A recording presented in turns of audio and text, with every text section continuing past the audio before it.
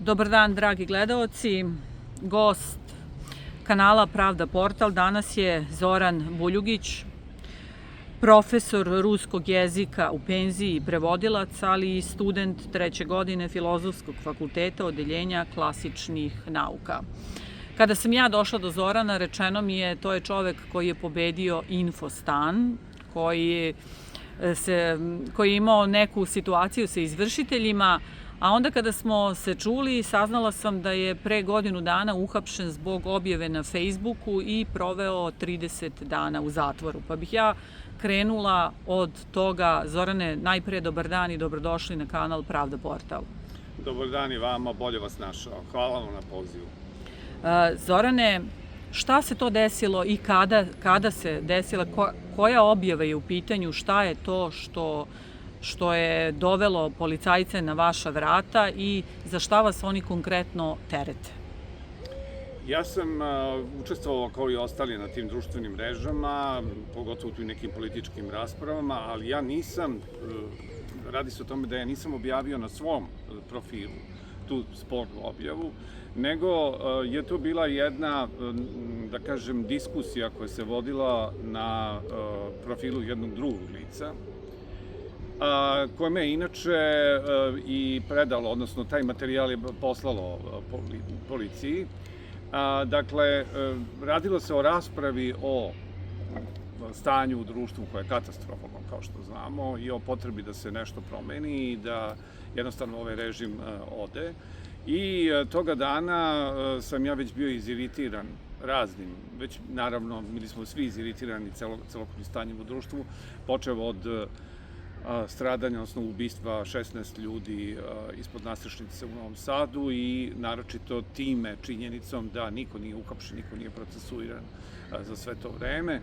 I jednostavno to je izazvalo ogroman, kao što znamo, društveni bunt i veliki uznemirenje građana i proteste širom Srbije, ne samo studenta, nego i građana uopšte. I ja sam se naravno, pre svega kao neko ko je uvek protiv represivnog sistema i ko se aktivno uključio u ove proteste, prvo iz ličnih razloga, onda posebno i zbog toga što sam, eto, sticajem okolnosti, opet student. Bio sam iziritiran celom tom situacijom, a načito time da se ovde gaze i ne poštuju osnovni zakoni počeo od Ustava. I naravno, da kažem, ja sam možda malo i impulsivan bio i impulsivno sam reagovao, ali baš toga dana, to je bilo, ja mislim, 20. jula prošle godine, ja sam pročitao zvaničnu vest, ja sam našao na internetu da je, i vidio sam čak i sliku, da se sprema jedan uvoz, da je vlada Srbije potpisala neki memorandum o razumevanju sa vladom Gane, da treba da se uveze 100.000 ljudi iz Gane ovde da radi, da živi. Što znači da bismo mi imali otprilike, ako bi se za neki par godina, ako bi se to ostvarilo za neki par godina uz takozvano sastavljanje porodica, to bi se onemogućilo, na primer, da tu bude za nekih, da kažem, 10 godina 600.000 Ganaca. Dakle, ovde se radi o jednom zločinačkom poduhvatu zamene stanovništva u Srbiji. Režim stalno forsira tu priču preko svojih medija da kao navodno ljudi se iseljavaju i da mladi kod nas ljudi neće da rade, što je laž naravno, čime se potura jedna onako vrlo pokvarena priča da su Srbi lenj narod, da bi hteli velike plate, a malo da rade. I eto, mi moramo sada da uvozimo radnu snagu iz inostranstva, znači iz tih zemalja trećeg sveta. Međutim, ja bih podsjetio recimo na neki detalj koji, na primjer, znam iz nekih ličnih kontakata, da ovde ima nekih radnika koji dolaze ovde, koji rade ne samo u GSP-u, recimo, dosta njih radi na građevini, dolazi iz raznih, čak iz Uzbekistana, Kirgizije i tako dalje. I oni imaju ovde, osim plate koja nije mala, oni imaju ovde i besplatan smeštaj i besplatnu ishranu. Ako bi ova vlast dozvolila da neki naši ljudi iz nekih delova Srbije koji su prilično ekonomski loše stoje. Ti mladi ljudi bi ovde došli i imali bi zaposlenje, iste takve uslove i tekako bi radili taj posao i ne bi išli u inostranstvo. Dakle, o tome se radi. Međutim, ovde se radi o jednoj agendi koju Zapad ovde sprovodi, pošto je Srbija, naravno, u najgorem položaju od svih zemalja ovde, naravno, nije jedina okupirana zemlja, mi smo baš okupirani, u onom najgorem smislu te reči. Ja čak to ne bih nazvao mekom okupacijom, nego jednom vrlo tvrdom okupacijom, jer ovom zemljom ne upravlja nikakav ni predsednik, ni vlada, ni skupština, nego to su sve puki prividi. Ovom zemljom se upravlja iz stranih centara moći, a to je pre svega, to su Vašington i Brisel. I ja sam bio iritiran zbog svega toga i onda sam napisao u tom nekoj raspravi na profilu tog drugog lica, napisao sam primedbu o tome, pošto je on rekao da, kao eto, samo da ne bude građanskog rata, ja sam rekao da bi trebalo da bude i da se već jednom razračunamo sa tom bandom kriminalaca na vlasti. I onda je to on prosledio i mene su sledećeg dana uhapsili. Ja sam proveo ono što se kaže, bio sam priveden na 48 sati i onda sam bio izveden prvo pred javnog tužioca, rekao sam šta ima, a posle pred sudiju. Ja sam izjavio da ja, kao što sam kasnije posle i na suđenju rekao, da, pošto se radi o članu 309 krivičnog zakonika koji pozivanje na rušenje ustavnog uređenja, ja sam rekao da prvo, da nemam šta da rušim, jer je ustavno uređenje odavno srušeno, to jest konkretno njega je srušio Aleksandar Vučić. Dakle, ovde se ne poštuje ustav i on je odavno srušen. I drugo, što se tiče građanskog rata, ne mogu da pozovem na nešto što je već izazvano zapravo. Na neki način građanski rat je počeo u jednom, naravno, niskom intenzitetu, još od 1.11. prošle godine. Tako da je to bio razlog, međutim, vrlo je zanimljivo da sam taj postupajući sudija me pustio, odnosno shvatio o čemu se radi i ja sam oslobođen bio. To je bio inače sudija koga inače pljuju po režimskim medijima, Miloš Labudović, i nazivaju ga sudija blokader. Međutim, tužilac se žalio vanpretresnom veću i onda su mene kroz 1-2 dana uhapsili i sproveli u centralni zatvor, tako gde sam ja proveo 30 dana. Dolazio je moj advokat, Marko Joksić, a posle se pridružio i drugi jedan advokat. I oni me sada zastupaju u celom tom procesu, koji je počeo negde u septembru prošle godine i evo traje do danas. Imali smo već, ne znam, ja mislim 6-7 suđenosno ročišta, ili se ne pojavi tužilac, ili se ne pojavi veštak i tako dalje, sad tu su neka preganjanja. Eto, uglavnom to traje i sledeće suđenje, mislim da je 3. septembra u Palati pravde i eto, to je za sada što se toga tiče. Kako je izgledalo kada ste objavili to? Jeste očekivali da će vam doći policija na vrata? Kako je izgledao prvi susret, a kako su izgledali pritvorski dani? Kakav su tretman imali prema vama? Prvo da vam kažem, nisam očekivao, ali sam otprilike računao na to može da mi se desi. I desilo se tako da su jednostavno se pojavili, pozvonili na vrata i došli su ta njihova ekipa. I onda su me prvi put kad su me priveli i onda sam proveo u kako se zove policijska stanica Savski Venac. I tu sam bio saslušavan i onda sam tu bio ostavljen da prenoćim tu jednu noć. Bili su korektni, naravno proživeo sam i to da mi stavi lisice na ruke, ali dobro, to je, mislim, nešto što svakom ko se desi u takvoj situaciji ne gine. I bio sam posle izveden, kao što sam već malo čas rekao, pred tužioca, onda posle pred postupajućeg sudiju. i onda sam bio pušten. Međutim, eto, desilo se to da sam ponovo bio. Što se tiče mog boravka, mogu da kažem da sam bio korektno. To je bilo u centralnom zatvoru? U centralnom zatvoru, to je bilo znači tačno pre godinu dana, znači negde od 23. jula do 21. ja mislim, avgusta prošle godine. Dakle,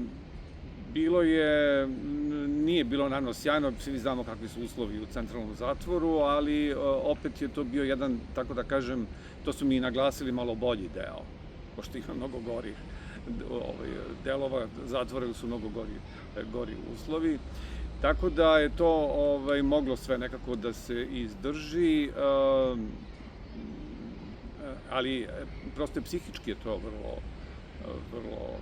vrlo teško, vidite tamo razne slučajeve, vidite potpuno bezakonje u ovoj državi, da ljudi mesecima budu u pritvoru. Znate, po zakonu pritvor može da traje do 30 dana, duše on iz nekih razloga može da se produži. Vama je svih 30 dana bio.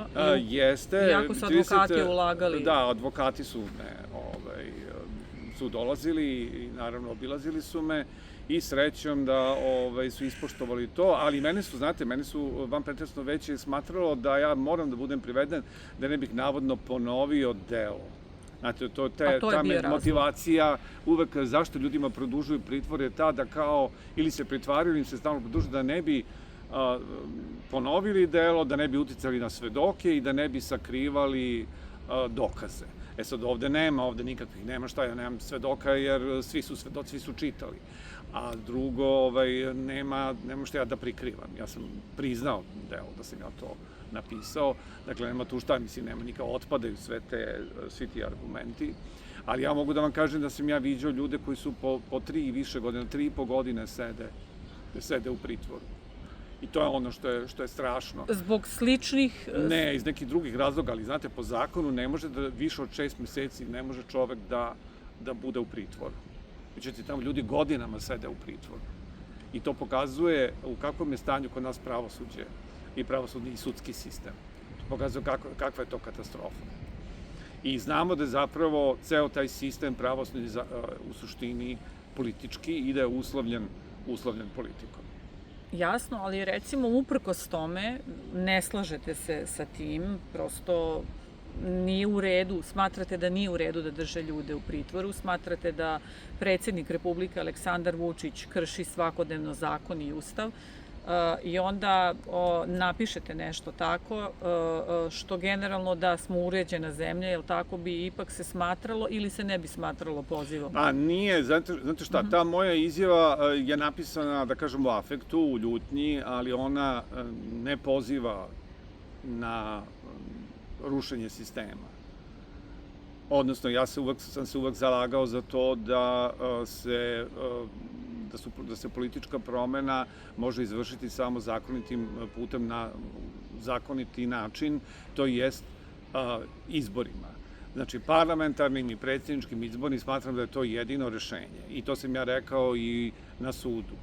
Znači, smatram da nisam pozivao na nasilnu promenu uređenja, kao što mi se spočitava, nego da smatram da se vlast menja samo na izborima. A da ovo što se dešava, da je zapravo vlast sama kriva, da je izazvala ove nemire, ogromno nezadovoljstvo, upravo svojom politikom nepoštovanja zakona.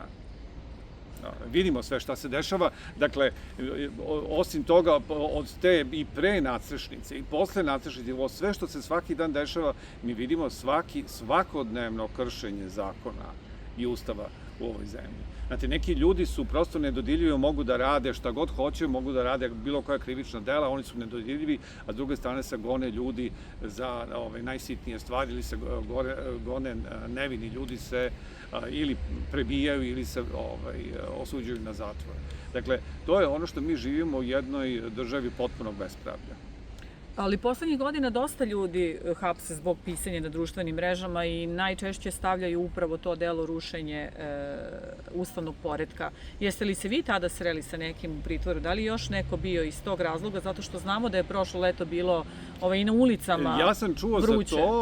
Ja sam čuo za to što se tiče konkretno, i to je isto zanimljivo, te u toj ćeliji u kojoj sam ja bio nije bio nijedan takav slučaj, namerno su izolovali, ali sam u susednoj ćeliji bio gospodin Ivan Matović iz Kraljeva, koji je bio pre mene uhapšen, koji je, ja mislim, posle mene jedno mesec dana pušten. Mislim da on otprilike 3 ili 4 meseca bio u pritvoru. Mislim da je on zbog Vidovdanskog, tako nešto pre Vidovdanskog protesta. On je pravio te proteste u Kraljevu i on istovremeno tamo i, ko se seća, mislim da je on odbornik jednog pokreta ili tako nešto u Skupštini opštine Kraljevo. On je bio susedno i onda smo se mi sretali tokom one svakodnevne šetnje u krugu zatvora koja traje 2 sata. I eto, njega sam upoznao, čuo sam da je bilo još nekih, ali oni gledaju na svaki način da ne dozvole da se više takvih ljudi tih političkih, tako da kažem, političkih pritvorenika, da se oni druže i da budu zajedno. Ali sam čuo da je dosta takvih slučajeva bilo i pre mene i posle mene, znači to je veliki broj ljudi je pokušen. To sam vas pitala iz razloga zato što, evo, sem Ivana Matovića mi nismo znali za druge, nismo znali za vas. Evo, ja sam sasvim slučajno, i to, eto, priča je bila o izvršiteljima, saznala za vas. Javnost nema dovoljno informacija. Zbog čega? Šta mislite? Da li je to, evo, u toj borbi negde stalno insistiram na toj nekoj solidarnosti. Kako ste se osetili? Da li vas je iko osim advokata kontaktirao? Da li ste dobili neku podršku? Pošto ste imali, kažete, i svedoke na Facebook stranici, to je dosta ljudi videlo. Da li je neko nešto organizovao? Ne mogu da kažem protest, jer bih ja znala da je protest organizovao. Da li se neko raspitivao? Da li vas je neko pozvao? Pa, znate, nažalost, neki jesu raspitivali, neki moji prijatelji pre svega, naravno, pre svega meni se bila moja rodbina, pa onda prijatelji i naravno moji advokati, kao što sam rekao, Marko Joksić i Bojan Stanojlović. Čak i sam Bojan, pošto se mi inače lično poznajemo, on je prosto kad je čuo to, a inače često dolazimo dosta klijenata u centralnom zatvoru pa dolazi tamo, a i preko nekih naših zajedničkih prijatelja koji me poznaju, oni su smatrali da on treba da se uključi u to sve. Ali zanimljivo je to, ovo što ste pomenuli, ja bih rekao, postoji neka zavera ćutanja i ja bih to nazvao strahom, a i moguće je da zapravo u svim tim medijima, ne samo ovim zvaničnim, nego i nezvaničnim, dosta na tih podcasta u suštini su ili ljudi režima ili ljudi koji su na neki način ili ucenjeni ili su u strahu. Tako da me skoro niko nije zvao, evo ovaj prvi medij, odnosno pre toga je bilo, jedino sam bio 2 puta, nastupao sam na Balkan Infu, ali i tu je bilo, prosto ljudi nisu znali za ovaj slučaj, nego smo mi pričali o nečem drugom, pošto ja inače bavim i geopolitikom, jer sam dosta nastupao na tu temu, nešto sam mnogo prevodio tih tekstova i dobro sam upućen. Pričat ćemo i o tome neki drugi put. Da, sad je ovo bitno. Pričao sam recimo konkretno o geopolitici sadašnjem stanju, ratu u Ukrajini, opšte o Rusiji, o tom multipolarnom sistemu koji se stvara u svetu. Ali govorili smo o tome, ali nismo govorili o ovom slučaju. Ali recimo, vi ste sada prvi mediji u kome ja govorim o ovome što se meni desilo. Znači, postoji jednostavno jedan veliki strah, što znači da živimo u jednom totalitarnom sistemu. Kada smo se pripremali za ovaj intervju, vi ste rekli jednu rečenicu, ja sam vas zamolila da je ponovite, a to je da ovaj režim pokušava na 2 načina da pridobije ljude. Jedan je...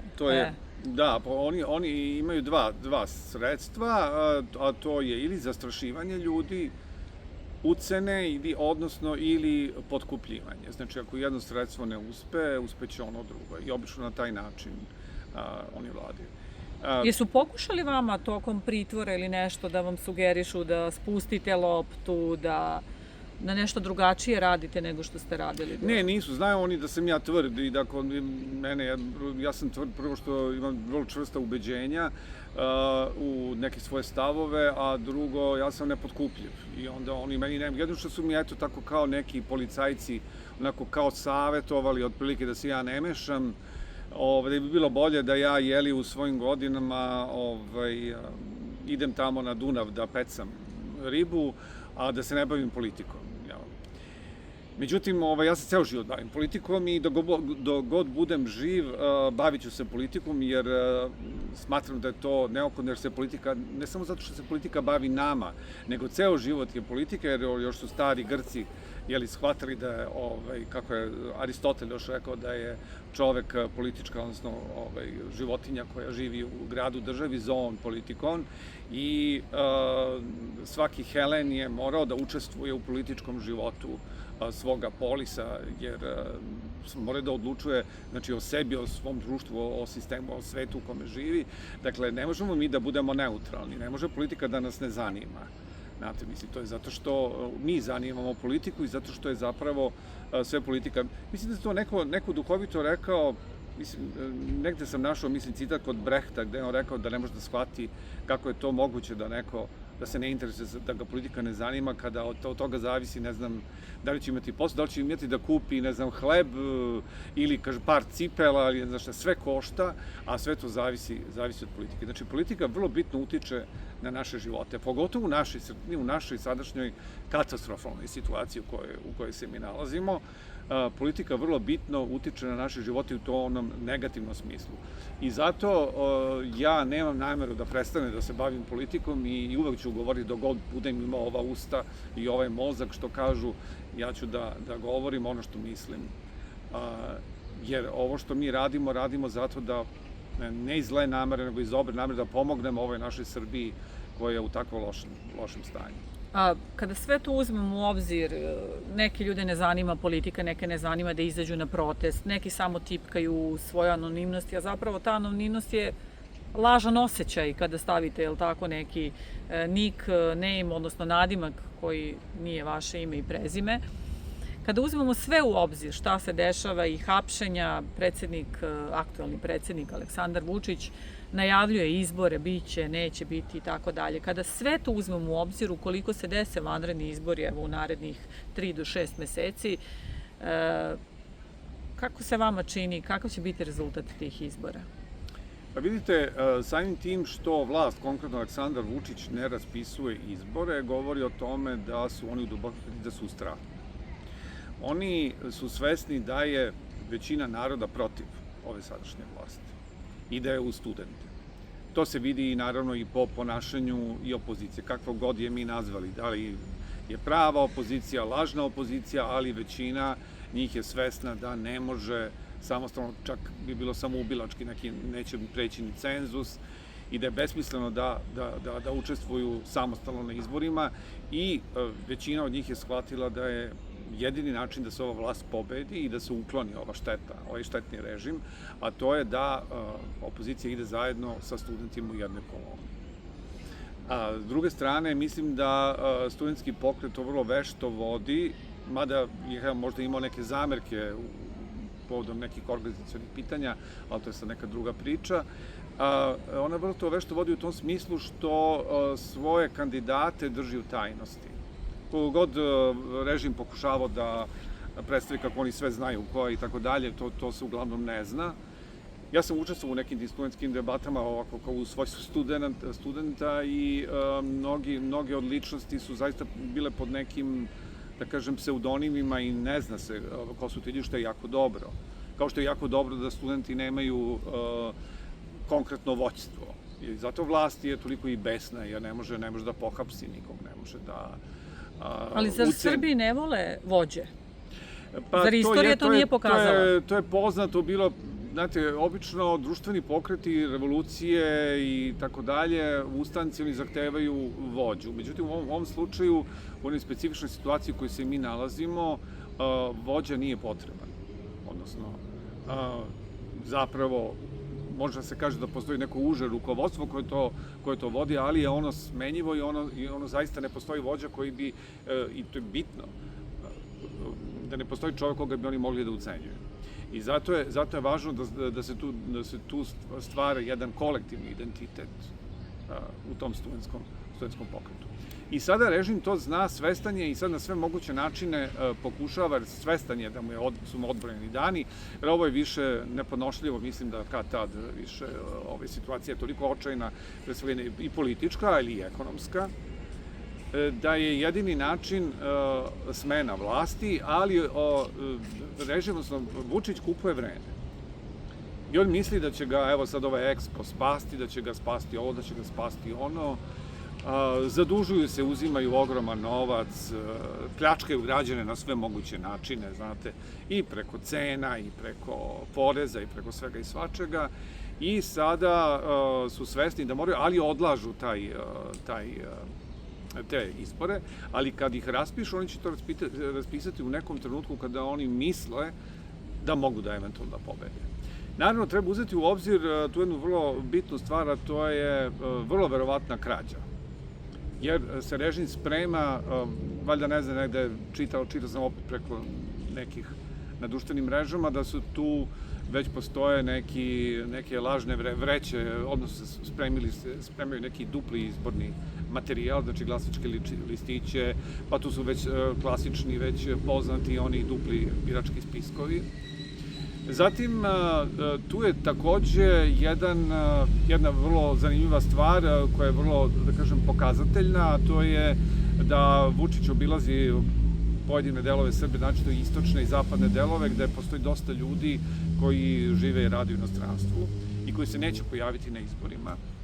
I postoji ta neka priča da se sprema ogroman broj, štampanja ogromnog broja lažnih ličnih karata, koji će važiti samo tog dana i gde će njihovi ljudi, članovi SNS-a i ovi ćaci njihovi, da dođu da glasaju na ta izborna mesta. Ono što je jako važno sada za studentski pokret, studentsku listu i za one opozicione stranke i pokrete koji budu išli zajedno sa njima izbore, jeste to da pokriju sva glasačka mesta u Srbiji. I to proverenim ljudima. Znači, to je od prvenstvene važnosti.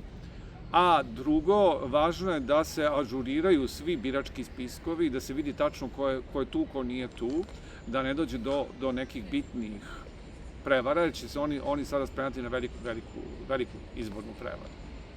Znači, to je ono što ja smatram da bi bilo jako važno da se uradi. A da li mislite da bi Aleksandar Vučić ikada priznao poraz?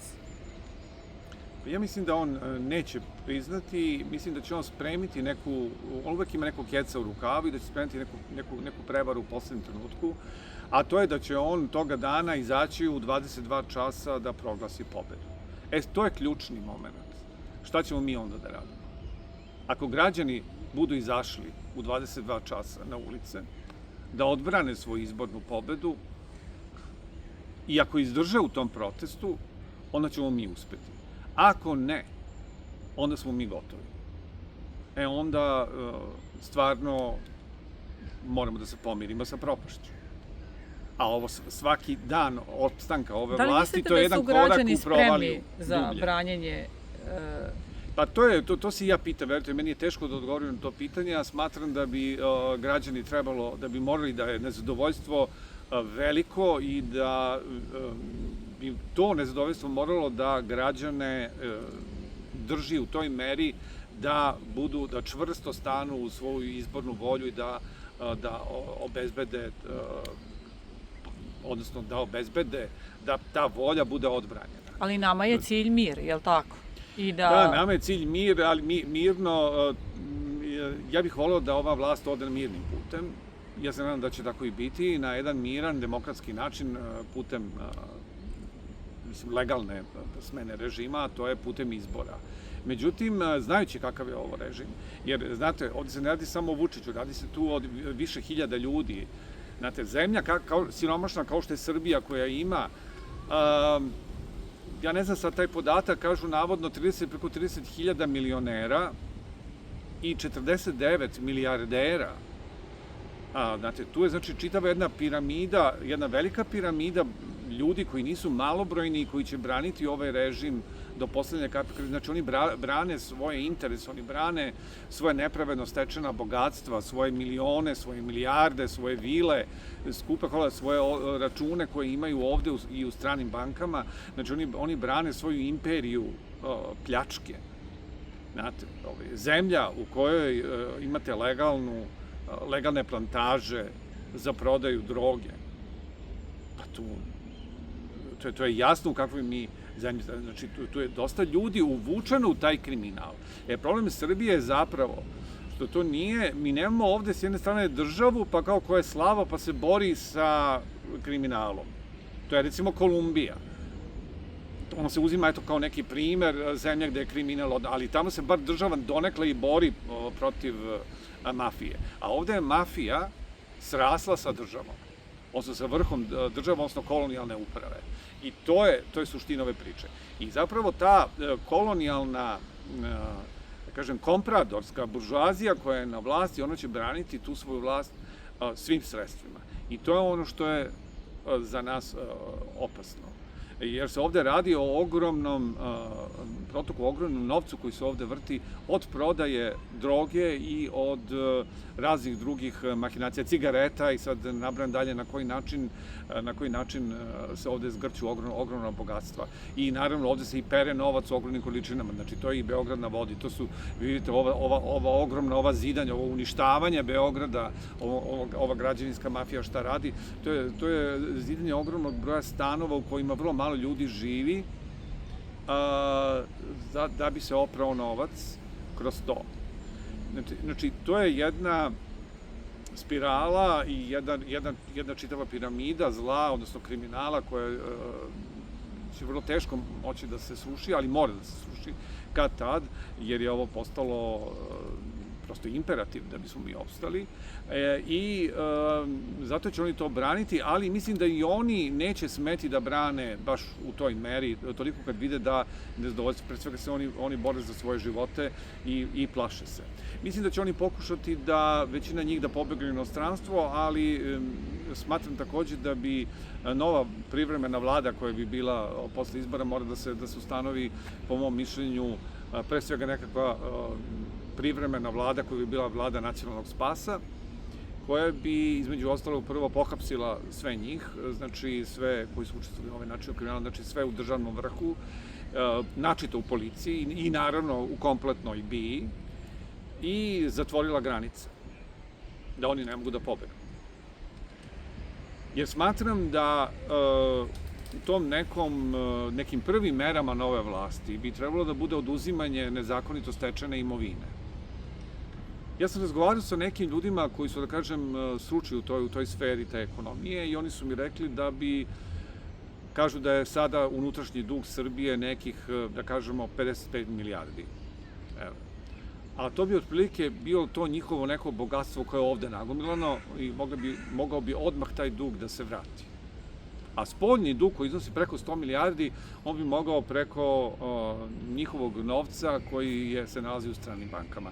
Do toga se može teže doći, ali opet bar deo toga može da se preuzme.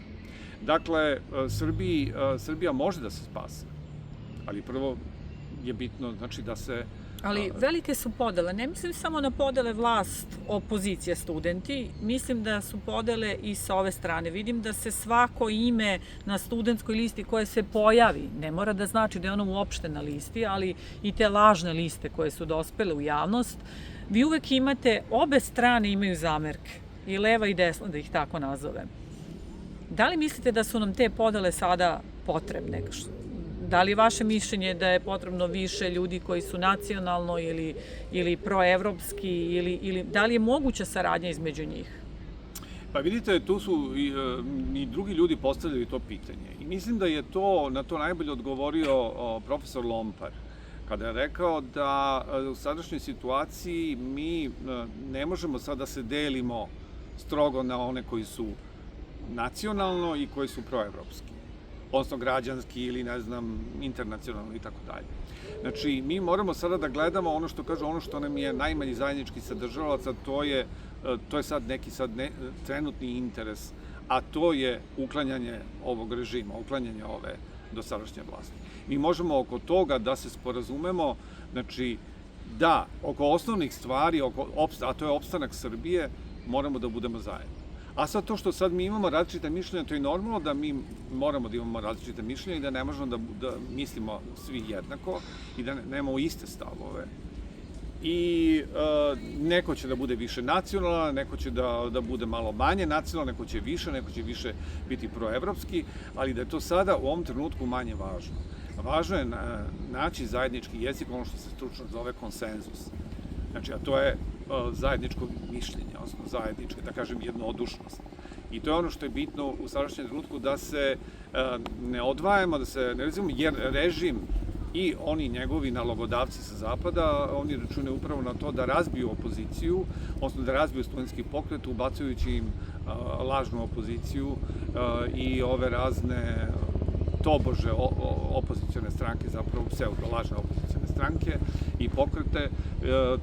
Načito su opasne, mislim, tu takozvane nevladine organizacije, taj nevladin sektor, i on je hteo da prigrabi studentski pokret u svoje ruke u jedno vreme, a kad je shvatio da ne može, onda su počeli da se ograđuju i počeli su da igraju neku svoju perfidnu igru, zapravo prorežimsku igru. Mislim da bi tu trebalo obratiti jako mnogo pažnje, dakle, osim na taj NVO sektor, na te takozvane razne posmatrače, razne tamo te organizacije koje se bave ispitivanjem javnog mnjenja, jer često one u suštini rade za režim, oni daju neke nerealne prognoze. Na primjer, znate ono, kao za studenti će biti 70%, a za ove će, ne znam, 15% za SNS. To je smešno. Znači, tu će možda se odlučivati možda o razlici između nekoliko procenata, možda i 5 ili 6, nije bitno, ali sadašnja situacija je takva da je većina otprilike raspoloženja, tako da je većina za opoziciju, odnosno za studente.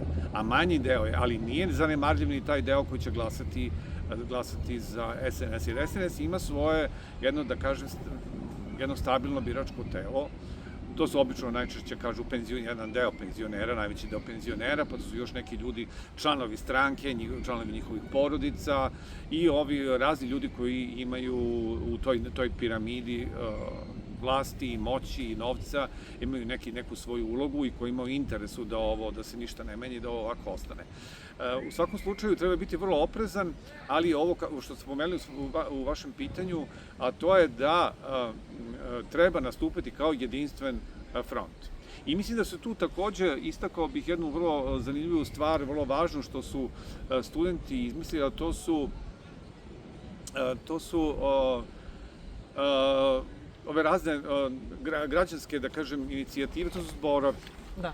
Zborovi su tu značajni zato što su oni tradicionalni oblici neke, da kažem, narodne demokratije, znači, to je prosto u našoj drevnoj nacionalnoj i srpskoj tradiciji, da se ljudi okupljaju na zboru, bilo seoskim, na gradskim zborovima, bilo su to slavama i tako dalje, znači to je taj izraz naše narodne sabornosti, gde se rešava o najbitnijim pitanjima, bilo vezanim za neke lokalne probleme, bilo za opšte nacionalne probleme. I to je sad ono što je važno, što su na tim zborovima ljudi izrazili neka svoje mišljenje, neke svoje političke stavove i što će preko zborova takođe se omogućiti da istina studentske liste, odnosno istina ove borbe dođe do najvećeg broja građana i to se uspešno i radi. I to je ono što ja mislim što je u budućnosti jako važno, da se, po mom mišljenju, da se stvori jedan drugačiji sasvim tip demokratije u odnosu na ovakvu kakva je sada. Jer ovo je laž. Ovo je lažna demokratija koju mi sada imamo. To treba sasvim drugačije i da se fiksira u nekom novom ustavu i da u nekom novom zakonodavnom sistemu, gde će biti više doći do izražaja taj neki neposredni, da kažem, pristup naroda vlasti, mogućnost da običan čovek utiče na vlast. Jer sad vi imate, na primjer, situaciju u kojoj sada isključivo vlast u parlamentu drže stranke, one su vlasnici mandata. Vi sad, na primjer, glasate za neku određenu političku partiju, zato što se vam sviđa njen program, zato što se sviđaju ljudi koji je vode i to je sve u redu. Međutim, vi izaberete, znači ta stranka recimo dobije određen broj poslanika i sada neki poslanici u toj stranci kad uđe u Skupštinu, oni za novac pređu u neku drugu stranku. I vi sad ne možete da vratite, ta stranka ne može da vrati više taj svoj mandat. To je ono što je loše u tom sistemu. I zato je bitna ova neposredna narodna demokratija kroz zborove, da buduće uređenje bude, po mom mišljenju, dvodomno, to je da imamo dvodomnu skupštinu, s tim što bi taj donji dom, gde bi se ljudi neposredno birali, znači ne na osnovu partijske stranačke pripadnosti, nego na osnovu, recimo, nekog ličnog ugleda ili na osnovu sindikalne borbe. Zato mislim da, recimo, sindikati, pošto sam ja dugo godina radio u sindikatu i bavio se sindikalnom borbom, smatram da ta vrsta pripadnosti, odnosno prema staležu, poslu kojim se neko bavi, da treba da utiče i ugledu koji uživa prema ličnim nekim kvalitetima, treba da bude bitan uslov da to za neko bude izabran u tu neku vrstu nove, da kažem, nove skupštine, koja bi mogla na primjer, to bi bio gornji dom, koji bi mogao da anulira neke odluke ove partijske skupštine ili donjeg doma. I to postoji u nekim demokratijama, u nekim zemljama, već taj dvodomni princip koji bih ja, na primjer, uveo u Srbiji. Pomenuli ste u jednom trenutku da bi trebalo da imamo vladu nacionalnog spasa i da pohapsi sve koji su odgovorni. Međutim, nekako i praksi iz okruženja na stranu emocije, da li neko voli predsednike okolnih država, konkretno imali smo promenu u Mađarskoj, tamo su iznenadili, zapravo apstinenti su doneli pobedu Mađaru i izlaze sada tamo razna dokumenta i tako dalje. Međutim, bez obzira na sva ta dokumenta, tu nigde nema, recimo, potpisa bivšeg predsednika Orbana, tako je. Evo, videli smo ga, bio je skoro i u Guči, čini mi se. Narod, kad razgovaram sa njima, ne veruju da je moguće to hapšenje. Evo, imamo slučaj nastrešnice, evo imamo zašto Vesić nije najnovija informacija koja je da to zbog neke tehničke greške nije. Prosto to su mailovi koji se brišu, oni između sebe svakoće. Znate kako naš narod kaže, vrana vrani oči ne vadi. Kako mislite da je moguće izvesti to što bi naravno većina građana i naših gledalaca koji ovo gledaju voljela da se desi? Pa vidite, mislim da je nekako u javnosti, pogotovo čak i u ovom prostoru političke analitike, malo previše zastupljeno to jedno pogrešno shvatanje poistovećivanja situacije u Srbiji i Mađarskoj. Uprkos nekim sličnostima, to apsolutno nije isto. Ne može da se kaže da je Orban bio diktator. Jeste on dosta samovoljno radio i na svoju ruku, ali nije imao takva diktatorska ovlašćenja kao što ima Vučić. A drugo, on se naravno bavio određenim protivzakonitim i kriminalnim aktivnostima, ali Mađarska je daleko više odmakla u pravnoj državi nego mi, pošto u Srbiji ne postoji nikakva, ni P od pravne države. U Mađarskoj to postoji i on nije baš mogao da radi šta hoće. Znači, to je prvo to. Ovo što ste pomenuli da nema potpisa, pa da, ali to što je radio, on je to radio vrlo vešto. Sad, s druge strane, on jeste da je radio protivzakonite stvari i naravno primenjivao je ono što ga je najviše upropastilo, to je nepotizam. Na sve najvažnije položaje u državi dovodio je neke svoje ljude, neke svoje prijatelje, rođake, način to zapošljavao i on je tako to radio. Međutim, vidite, on koliko god da ima ogromnu moć, i uticaj, i medije, ipak se držao zakona. Znači, on nije mogao da pokrade te izbore. Znači, to ono što već, ponavljam da tamo ipak u Mađarskoj daleko je veća pravna država nego što je to u Srbiji. I zato je on morao da prihvati poraz i da siđe sa vlasti.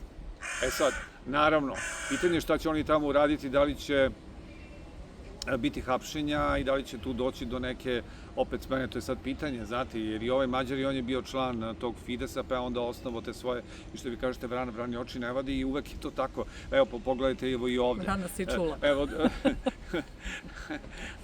vidite i ovde je koliko u SNS-u oni koji su bili u Demokratskoj stranci, u takozvani žutoj vlasti o kojoj oni vole da potežu da je pljuju, pa eto ona bivša žuta vlast, a uglavnom oni svi iz žute vlasti, iz Demokratske stranke, iz DSS-a, iz ne znam kojih sve stranaka su došli i prešli odmah u SNS. Ono što buduća vlast treba obavezno dodati, to je strogo da vodi računa o tome da predstavnici iz bilo koje bivše vlasti ili stranke ne uđu u novu vlast. To je jako važno da se uradi. Zato je, mislim, da situacija nije ista da će lakše Mađari da izađu na kraj sa ovim. Ali ako izađu 80% građana Srbije sa pravom... Da, to je jako važno. Jako je važno, zato to mislim da studenti i ove organizacije koji su za njima, oni sada idu po celoj Srbiji i na ulicama direktno okupljaju ljude i prenose emisije, odnosno iznose taj svoj program. Šta se treba da se radi i zato je bitno doći do običnog tog čoveka. Do svakog čoveka u svakom gradu, u svakom mestu, u svakom selu u Srbiji.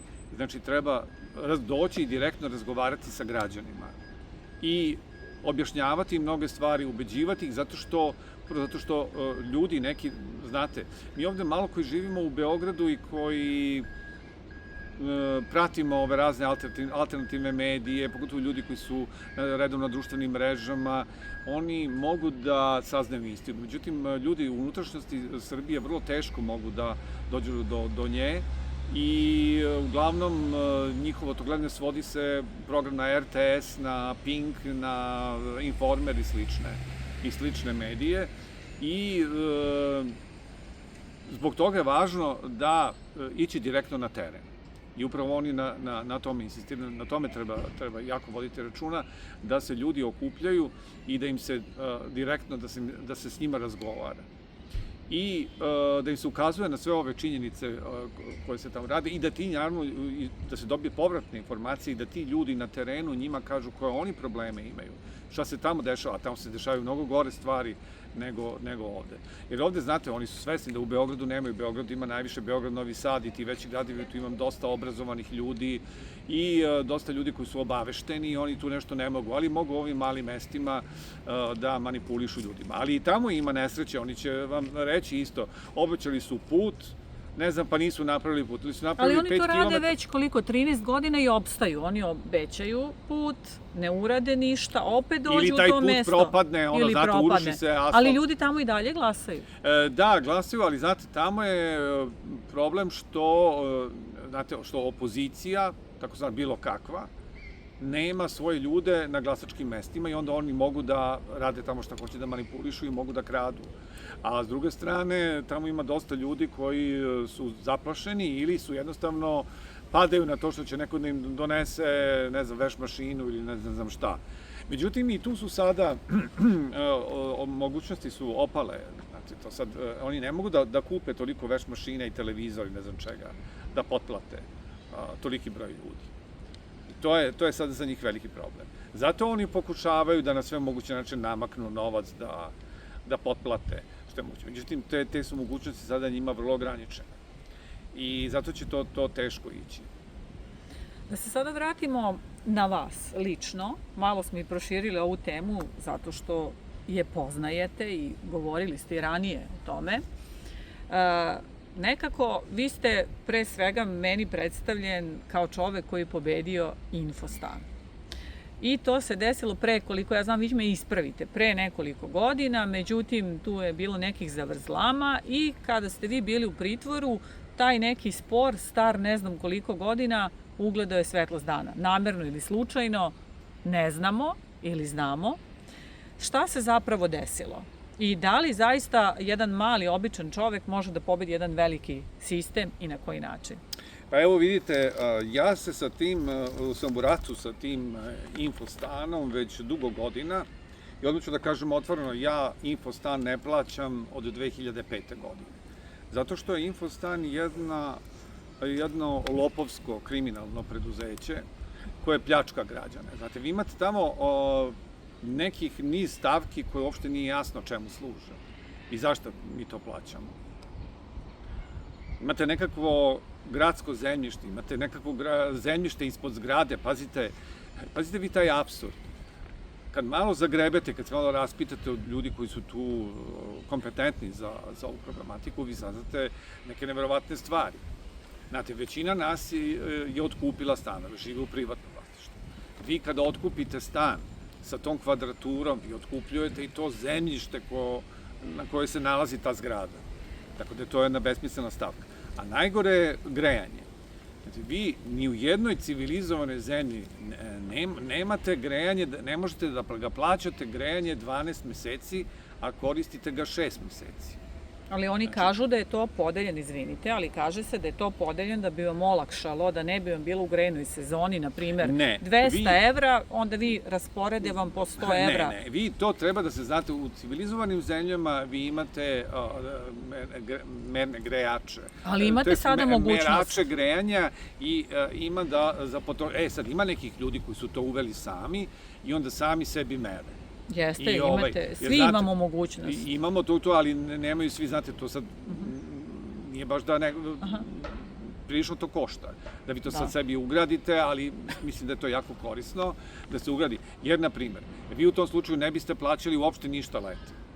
A kad plaćate, pazite, jer oni ne greju ni 6 meseci, vi imate promenu klime. Često se desi, tih 6 meseci je zapravo 5, pa čak i manje od 5 meseci. Ja računam poslednjih, oko 4,5 godine, meseca. zato što su mnogi topli. Oni čim malo temperatura, oni znaju, preko 12 oni odmah isključe. Dakle, prvo tu štede i tu oni pljačkaju.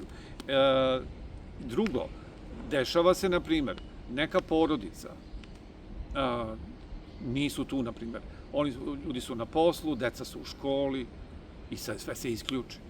I onda nema ništa, za tih ne znam koliko sati, koliko je. I onda kad ljudi dođu kuće, onda će da uključe. Dakle, tu postoji više način, ali oni paušalno, vama određuju prema nekakvoj kao kvadraturi i oni zapravo vama naplaćuju ogromnu cenu i sada pomenuo bih još jedan dokaz za to. Vi sad imate dosta ljudi, na primer, koji su odbili da izbacili su centralno grejanje, odnosno parno grejanje, ili koji sad u novim zgradama ne žele da imaju to parno, nego se greju na struju. I ispaci da se grejati se na struju čak isplativije nego. Jer on, recimo, plati tu struju u tim mesecima. Mislim da moraju da plaćaju 30%, je li tako? Jeste, ali oni preko godine neće plaćaju manje račune. Mada je kod nas sad to druga priča, kod nas je i struja preskupa, kod nas je sve preskupa. I oni pljačkaju preko svih tih računa. Struja je zapravo jeftina, nego imamo neke silne takse. Ja pogledam, moja struja nikada potrošnja nije veća od 1000 dinara, a račun mi je oko 3. Da, i meni, ja isto vrlo malo trošim, a meni je račun oko 2500. Jako vrlo malo trošim te struje. A i da se vratimo na ovo. Dakle, oni su, to je jedna stvar, a drugo, što ja od svoje plate te ogromne račune nisam mogu da plaćam i treće, naravno, da bih opstao, ja sam uzimao neke kredite i meni to nije odgovaralo.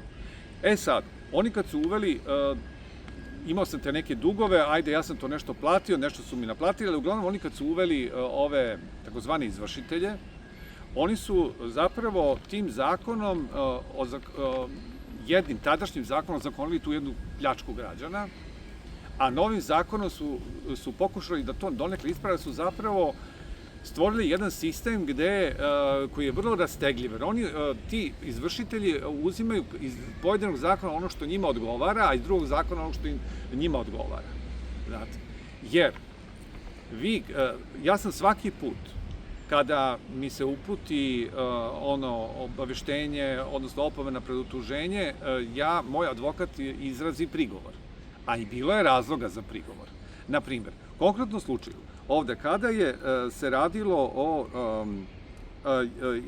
o izvršitelju Tamari Pajković, ona je meni izvršila, oduzela mi je, tada sam još radio, oduzela, ne znam, preko 80.000 dinara od plate, ne znam, to je bilo mesečno se odbijalo, iako sam ja uložio prigovor. A prigovor je bio opravdan zato što ja nisam dobio opomenu pred utuženje. Ali ona je kao navodno na sudu to obrazlagala time da ona poslala ona je poslala neki kolektivno, da je poslala neku listu, ne znam koliko imena, pa je tu bilo i moje ime. Ali to ne može tako, to je protivzakonito. Moram ja lično nadobiti. I ja sam, pazite, taj spor dobio. Znači, ona se žalila, ja sam spor dobio i evo ja do dana danas od Infostana ne mogu da naplatim, evo ja imam ovde presudu.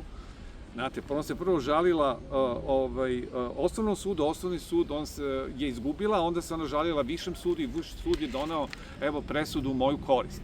Znači, mora da mi se vrati 80.000 dinara i mora da mi se nadoknade troškovi parničnog postupka u iznosu od 105.000, pa evo, ovo je sad najnovija dana 30. oktobra 25. I ona do danas nije... Ne, ona do danas nije, odnosno Infostan, moj advokat je pisao, Joksić je pisao i oni su odgovorili da oni ne računaju to kao tu presudu, ne smatraju da su oni izgubili i onda je on sad odgovorio njima da će on morati sad opet da ih tuži, jer oni moraju da mi nadoknade ovo sve, naravno sa kamatom. Znate, Infostan vam naplaćuje preko izvršitelja, uzima vam i više od toga, nego što dugujete, a s druge strane ono što oni vama duguju, vi ne možete da to nadoknadite. Dakle, evo, to je jedan spor koji sam ja dobio. Imam ja još dobijenih sporova na osnovnim sudovima, ali su se oni naravno žalili ovom višem sudu. Imam ja dosta, 5-6 dobijenih tih sporova, ali se sad idu na višu instancu. Sad, imam ovo sad najnovije što se meni desilo, to je da su oni, što bih ja čak rekao da to nije slučajno, da to ima možda čak i političku pozadinu, za jedan period iz 2010. godine, jedan period gde ja nisam platio ne znam koliko meseci, onda su meni to utužili, međutim, moj advokat je uložio prigovor na to i to je bilo u sudu. I pazite, to je stajalo u sudu, znači od 2011. godine, znači 15 godina. Ili nešto manje. I onda posle nekih 14 godina taj predmet dolazi odjednom pred izvršitelja.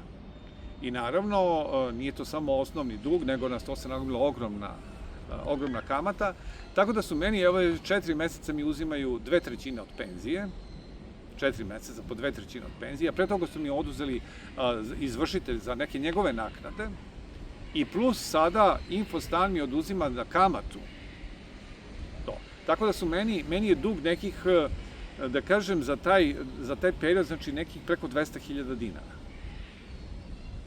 I to uopšte nije slučajno i sada jednostavno to je jedan način kako sistem pljačka građane, a to ću da napomenem ono što je bitno.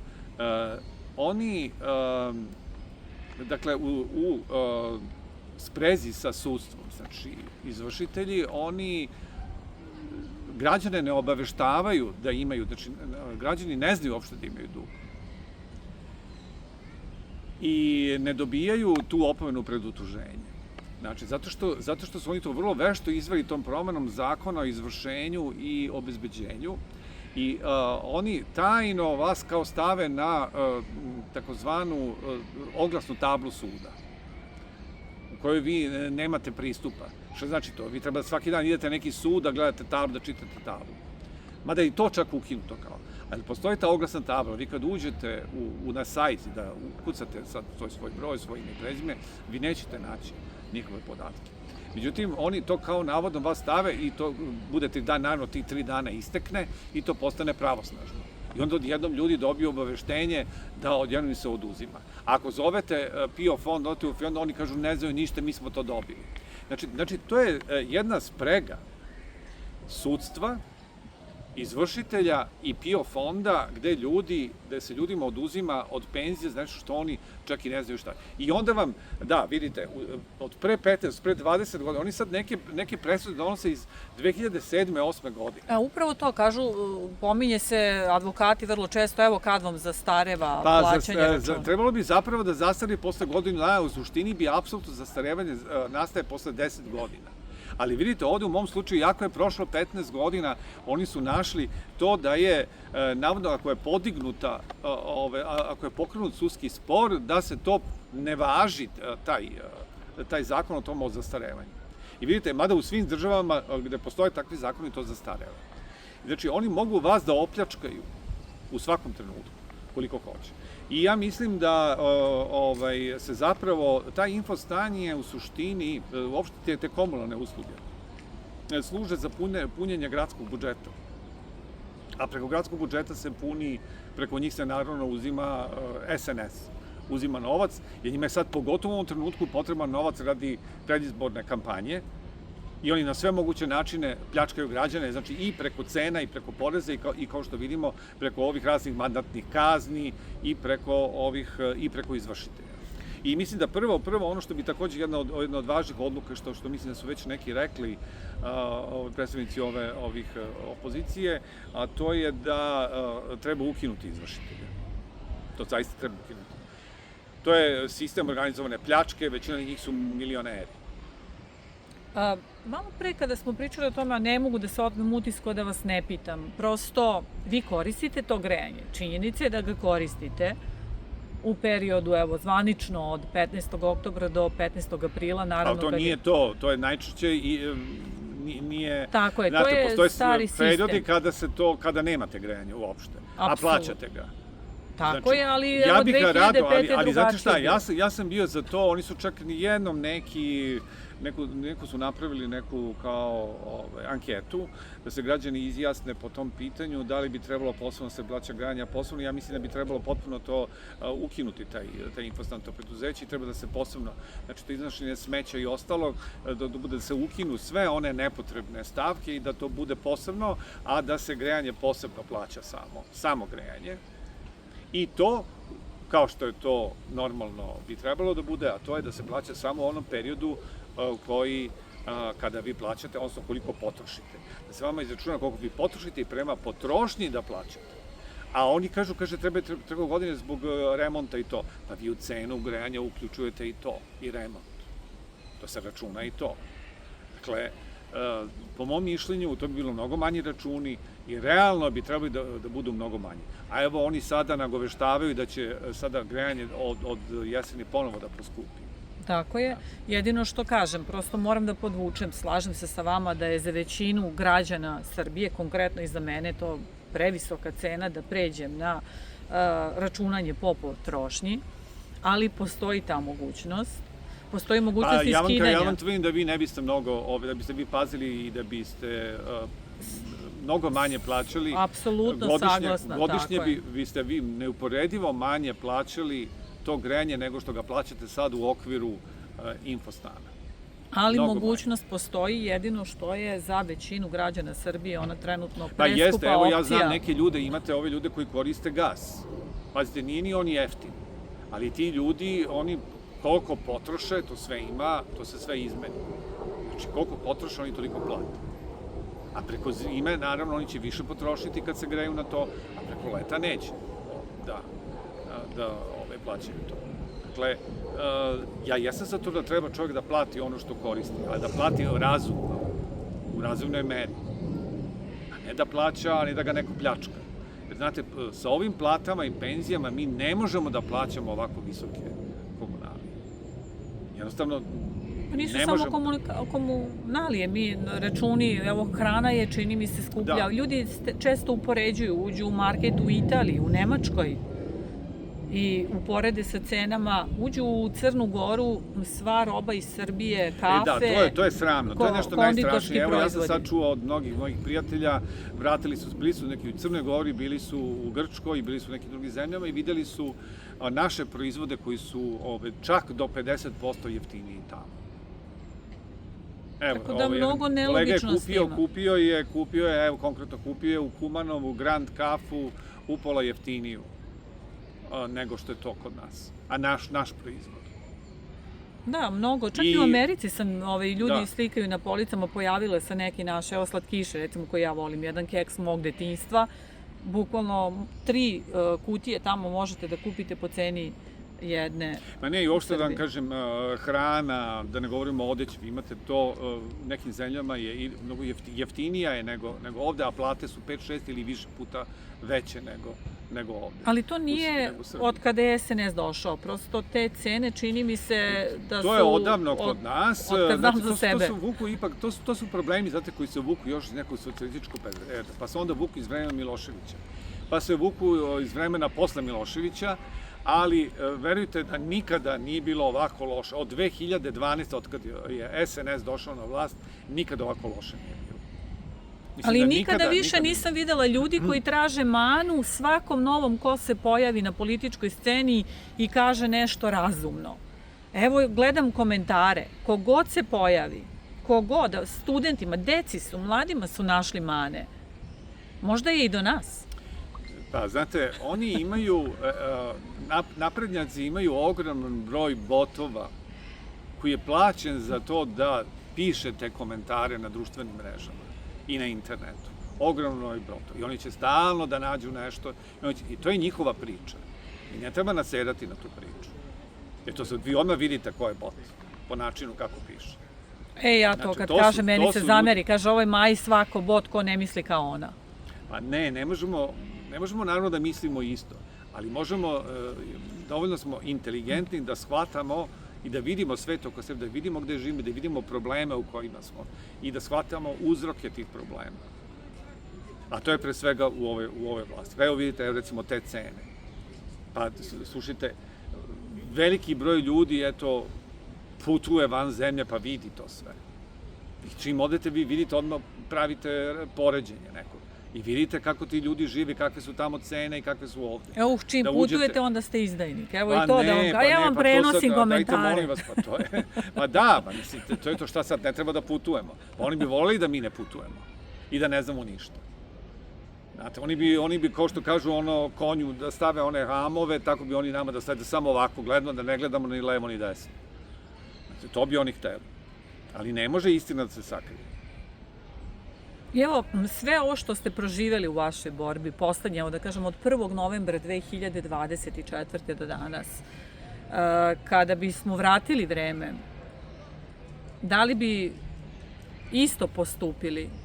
Da li bi sve isto prošli ili mislite da je cena koju ste platili previsoka? Ja mislim da isto bih postupio. Sad, da kažem, to što sam napisao, tu spornu objavu na tuđem profilu, znate, ja bih možda to napisao na malo blaži način, jedino to. A inače, zbog ostalog ništa ne želim. Isto bih se borio ovako i ja mislim da ne želim čak i što sam bio u zatvoru. Čak sam ponosan zbog toga. Što sam bio, što sam žrtva ovog režima i što sam proganjan. Jer mene ovaj režim proganja nije to sad od juče, nije to zbog ovoga nacržice i nije samo zbog tog slučaja, navodno rušenje ustavnog uređenja, nego zbog raznih stvari, jer sam ja politički vrlo dugo aktivan, mene ovaj režim aktivno već proganja već 10 godina. Tako da sam ja na mnoge stvari već navikao. Ali izazivate, verovatno. Da, ja i izazivam, jer što sam ja vrlo borben. Vrlo sam borben i nepokolebljiv. I zato sam ja na udaru. Ali ja ne bih, uopšte se ne kajem što sam ja to uradio. I mislim da čovek svaki, ako želi stvarno promenu i stvarno neki boljitak, nešto mora i da se žrtvuje. I ovo što ste, nadovezao bih se na ovo što ste lepo rekli. Znate, nije borba da vi samo sedite tu sad u svoje 4 zida, gledate televiziju, grickate kokice i grdite vlast. Ili sedite iza tastature i kucate i sad ste nezadovoljni i svašta pišete tamo, ali bez posledica. Znači, čovek mora da ima, da kažem, da bude odgovoran za svoje postupke i za svoje izjave. I da na neki način i pretrpi nešto zbog toga. A znate, kao što ima ona jedna ruska izreka, da kaže, u prevodu, kako kažu Rusi, ad sumi da tjurmi nje atrikajse, to jest bukvalno ne odreci se prosjačke torbe i zatvora, to jest prosjačka torba i zatvor ti ne ginu. Znači, moramo uvek biti spremni na neku žrtvu. ne može da se nešto promeni, ne može da se nešto postigne bez žrtve. To su znali naši preci. I zato su podigli tolike ustanke i učestvovali tolikim ratovima za oslobođenje i ujedinjenje. Šta bi oni rekli da nas vide danas, kako iz fotelja kucamo? Razočarali bi se kad bi nas videli, ali ja opet mislim da ima u Srbiji još Karađorđa i Obilića.